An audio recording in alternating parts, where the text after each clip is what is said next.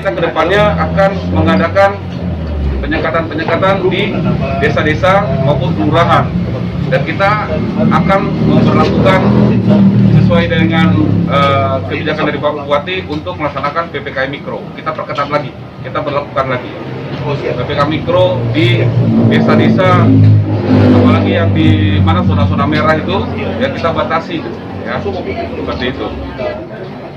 Dalam rangka penanganan COVID di Kabupaten Minasa, yang pertama harus saya sampaikan bahwa sekarang sudah ada surat edaran dari Bapak Bupati untuk memperketat pelaksanaan PPKM Mikro di tingkat desa dan kelurahan. Nah, dalam rangka PPKM Mikro ini sudah diatur, kalau ada kedukaan di desa dan kelurahan, hanya diizinkan untuk disemayamkan 1 malam. Jenazah cuma 1 malam. Kemudian yang kedua, protokol kesehatan dilakukan secara ketat. Tetap di bangsal duka harus ada penanganan secara protokol kesehatan. Ada tempat cuci tangan pakai sabun, penyemprotan disinfektan, dan di acara duka itu, kalau penyiapan tenda hanya diizinkan maksimal 3 tenda. Dan 1 tenda itu hanya bisa diisi oleh 20 kursi atau 20 orang. Artinya kalau ibadah pemakaman itu hanya yang hadir hanya 60 orang. Yang hadir di ibadah duka atau para pelayat duka, kalau dia berasal dari luar desa, dia wajib membawa surat keterangan sudah rapid atau sertifikat bukan rapid, vaksin atau sertifikat vaksin. Kemudian ada tambahan, kalau dia dari luar tetap harus membawa surat keterangan rapid antigen. Yang tidak membawa itu tidak diizinkan untuk masuk di rumah duka. Itu untuk acara duka. Kemudian acara duka itu juga tidak diizinkan, itu acara penghiburan. Biasa Pak Kapolres 1 malam sebelum pemakaman itu ada acara penghiburan.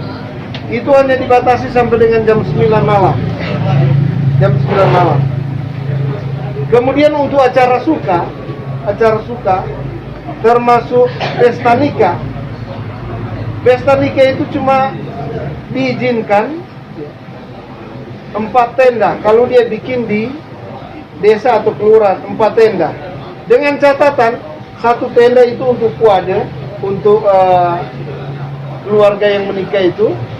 3 tenda itu untuk tamu dan undangan. 3 tenda ini sama dengan duka. Hanya diizinkan 1 tenda 20 orang. Artinya di pesta itu cuma boleh 60 orang. Kecuali pengaturannya, resepsinya dibuat 3 kali secara bergantian. Misalnya jam 1 resepsi pertama, jam 4 resepsi kedua, dan jam 7 resepsi ketiga. Itu bisa diizinkan. Kemudian yang hadir di pesta, kalau di luar dari desa, tetap sama dengan di duka. Wajib membawa surat keterangan vaksin atau sertifikat vaksin dan rapid antigen. Kemudian biasa Pak Kapolres kalau malam ada acara-acara muda-mudi, tidak diizinkan ada acara muda-mudi, ya. Selesai resepsi, tidak diizinkan ada acara muda-mudi. Kemudian lokasi wisata akan diperketat. Semua yang masuk di lokasi wisata tetap harus membawa surat keterangan vaksin, termasuk rapid antigen. Kalau dari luar harus membawa itu. Dan tim satgas yang dibentuk mulai dari desa, kecamatan sampai kabupaten akan memonitor itu. Kemudian berikut sudah ada surat edaran dari Pak Bupati. Seluruh pelaku usaha di Minasa, seluruh pelaku usaha, apakah dia restoran, kafe, kemudian di objek wisata, di toko-toko, owners dan karyawan, pekerja, wajib untuk divaksin. Dalam jangka waktu 2 minggu itu karyawan atau owners tidak divaksin, akan ditutup sementara. Kemudian berikut, seluruh ASN, THL, perangkat desa, perangkat kelurahan, beserta keluarga. Ini beserta keluarga. Itu wajib untuk divaksin.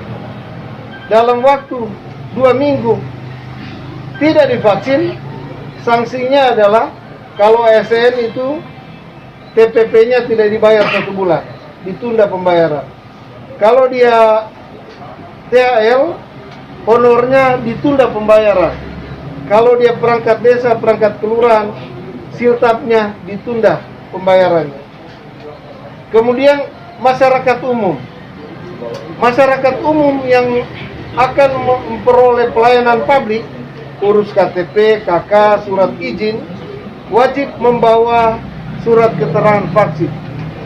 Kalau dia tidak ada surat keterangan vaksin, ditunda ini proses pelayanan.